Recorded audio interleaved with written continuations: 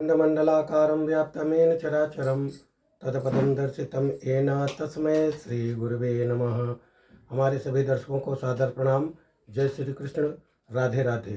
मित्रों, मैं पंडित प्रेम शंकर शर्मा उपस्थित हूँ आज फिर एक नए विषय के साथ। आज हम लोग जानेंगे घर का वास्तु के बारे में।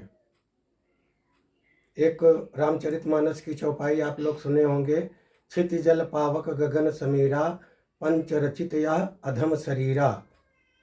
यानी पृथ्वी, जल, अग्नि, वायु और आकाश, इन 5 तत्वों के द्वारा जिस तरह हमारे शरीर का निर्माण हुआ है, उसी तरह प्रकृति का भी निर्माण हुआ है।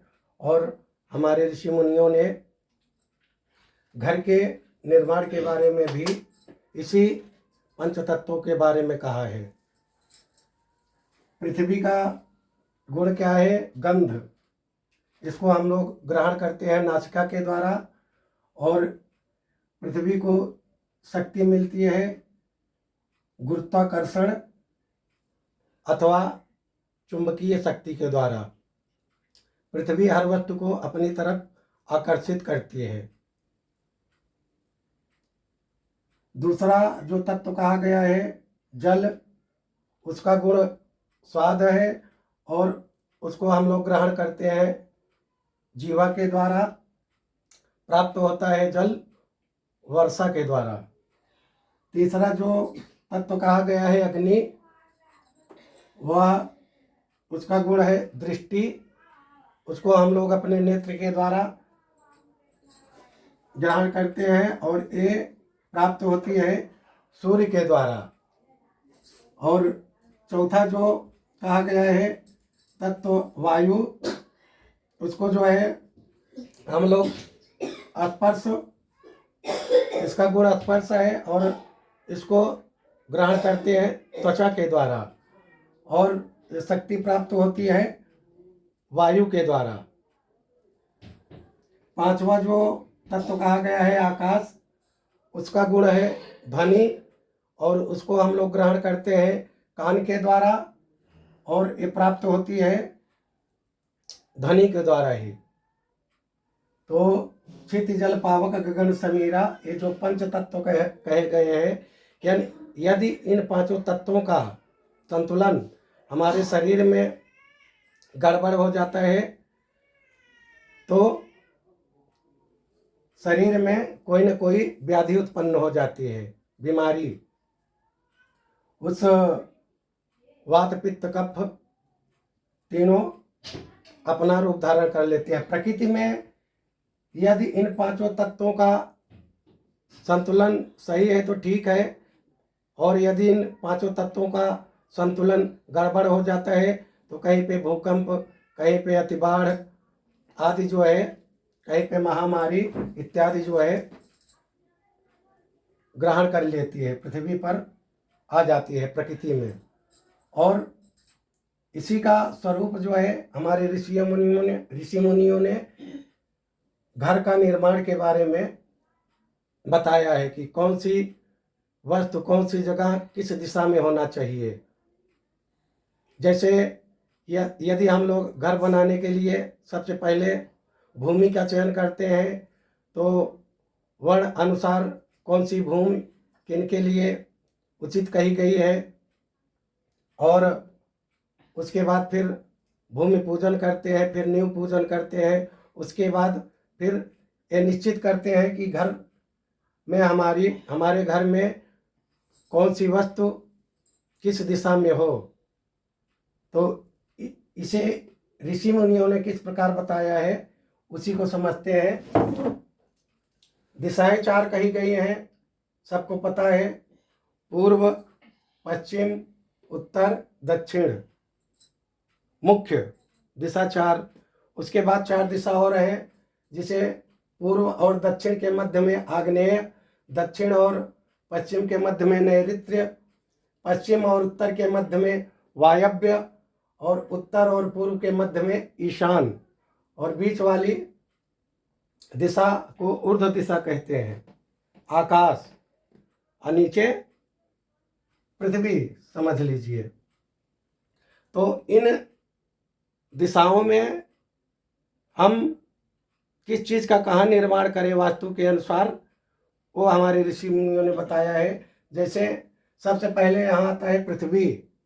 पृथ्वी तत्व का हमारे घर में, जो घर हम बनाते हैं उसमें नैऋत्य कोण में वास होता है पृथ्वी तत्व का।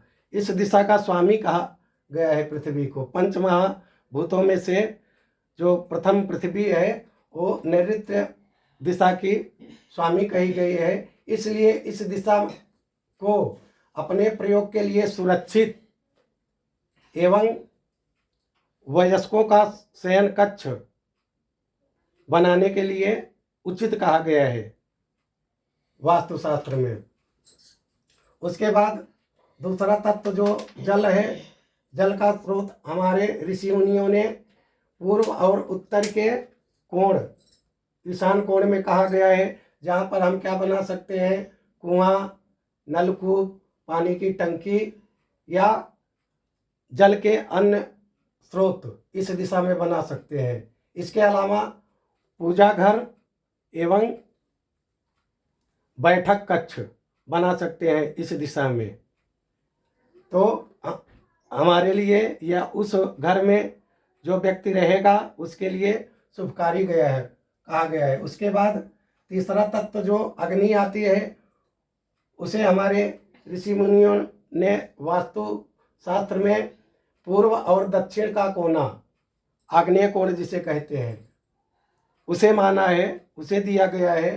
तो वहाँ पर क्या होना चाहिए, रसोई घर, फैक्ट्री, भट्टी, या फैक्ट्री है तो वहाँ पे बॉयलर, घर है तो वहाँ पे इन्वर्टर या विद्युत से संबंधित स्विच वगैरह जो है, मीटर इत्यादि जो भी है, इस दिशा में हम लगा सकते हैं आग्नेय कोण में। चौथा जो कहा गया है वायु, पंच महाभूतों में, तो वायु की दिशा हमारे ऋषि मुनियों ने उत्तर और पश्चिम, जिसे वायव्य कोण बोलते हैं, वायव्य दिशा बोलते हैं, उस दिशा को बताया गया है। यहाँ पर अतिथि गृह, फैक्ट्री का तैयार मटेरियल, भंडार कक्ष, कुंवारी कन्याओं का शयन कक्ष इस दिशा में कहा गया है वायव्य कोण में। ऐसी मान्यता है कि यदि इस दिशा में कुंवारी कन्याओं का शयन कक्ष हो और जब वो शादी योग्य हो जाती हैं तो उनके विवाह में कोई अड़चन नहीं होती, अर्थात समय पर उनका विवाह हो जाता है। पांचवा जो आकाश तत्व है, उसे हमारे ऋषि मुनियों ने घर का जो मध्य स्थान है, जिसे हम लोग आंगन भी बोलते हैं, उसे कहा है। उस स्थान को न्यूनतम या शून्य गतिविधि, अर्थात वहाँ पे जितना हो सके उस स्थान को रिक्त रखना चाहिए, खाली रखना चाहिए आंगन को। या आंगन भी नहीं है, आजकल तो लोग फ्लैट में रहते हैं या कैसे भी रहते हैं, घर बना के छोटा सा, तो आंगन वहाँ पे नहीं है। तो जो इन चारों के योग का जो मध्य आता हो, वहाँ पे जो है उस स्थान को सर्वथा खाली रखना चाहिए। और क्या कहा है हमारे ऋषि मुनियों ने, पूर्व दिशा में जितना भी साइज हो, पूर्व दिशा के घर का जो साइज हो, उसको 3 भाग में विभाजित करने पर बीच वाला मध्य भाग पूर्व दिशा कहा गया है। उसके बाद आग्नेय कोण और लेफ्ट साइड में ईशान कोण कहा गया है। तो मध्य में जो है स्नान गृह बताया है हमारे ऋषि मुनियों ने, वहाँ पे स्नान घर होना चाहिए। और पश्चिम के मध्य में, तीनों के नैऋत्य वायव्य के मध्य में पश्चिम दिशा, वहाँ पर अध्ययन कक्ष अथवा बच्चों के लिए शयन कक्ष बनाना उचित कहा गया है। उत्तर की दिशा में ईशान और वायव्य के मध्य में जो है उसे उत्तर दिशा बोलते हैं, वहाँ पे तिजोरी आदि का स्थान जो है हमारे ऋषि मुनियों ने कहा है। और दक्षिण की दिशा में जो मध्य स्थान है वहाँ पे रसोई घर या उससे संबंधित भंडार गृह हमारे ऋषि मुनियों ने कहा है। और पूर्व दिशा का स्वामी 9 ग्रहों में सूर्य को कहा गया है। देवताओं में इंद्रदेव को कहा गया है। 12 राशियों में से प्रथम राशि मेष को पूर्व दिशा का स्वामी कहा गया है।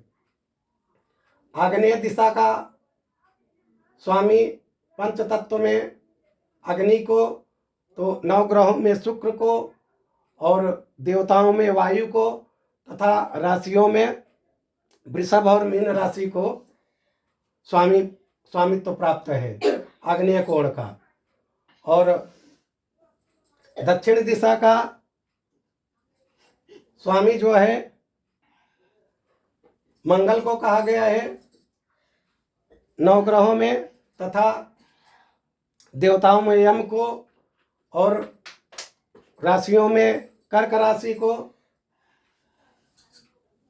दक्षिण दिशा का स्वामित्व प्राप्त है। तथा नैऋत्य कोण में पंच महाभूतों में से पृथ्वी तत्व को इस दिशा का स्वामित्व प्राप्त है। और 9 ग्रहों में राहु और केतु को, तथा देवताओं में राक्षस को, और राशियों में सिंह और कन्या को इस दिशा का स्वामित्व प्राप्त है। पश्चिम दिशा का स्वामित्व 9 ग्रहों में शनि को, देवताओं में वरुण को, और राशियों में तुला राशि को इस दिशा का स्वामित्व प्राप्त है। तथा वायव्य कोण में पंच महाभूतों में से इस दिशा को, वायव्य कोण को, वायु को, तथा 9 ग्रहों में से चंद्रमा को, देवताओं में शनि को, और राशियों में वृश्चिक और धनी राशि को इस दिशा का स्वामित्व प्राप्त है। उत्तर दिशा की बात करें तो इस दिशा का स्वामित्व 9 ग्रहों में बुध को, देवताओं में कुबेर को, और 12 राशियों में से 10वीं राशि मकर राशि को इस दिशा का स्वामित्व प्राप्त है। ईशान कोण की बात करें तो 9 ग्रहों में इस दिशा को गुरु का स्वामित्व प्राप्त है, और देवताओं में शंकर जी को इस दिशा का स्वामित्व प्राप्त है, तथा राशियों में तीसरी राशि मिथुन और 11वीं राशि कुंभ को इस दिशा का स्वामित्व प्राप्त है। इन सब के बारे में, देवताओं के बारे में, राशियों के बारे में और 9 ग्रहों के बारे में और किसी वीडियो में जानेंगे। यहाँ पर हमारे वास्तु में, हमारे घर में किस दिशा में किस चीज़ का निर्माण होना चाहिए, इसके बारे में जानें। आशा करता हूँ कि हमारे द्वारा दी गई जानकारी आप लोगों के समझ में आ गई होगी। इसी के साथ मैं अपनी वाणी को विराम देता हूँ। सर्वे भवन्तु सुखिनः, सर्वे सन्तु निरामयाः, सर्वे भद्राणि पश्यन्तु, मा कच्चित् दुर्भाग् भवेत्। ओम शांति शांति शांति, सुशांतिर्भवतु, सर्वारिष्ट शांतिर्भवतु।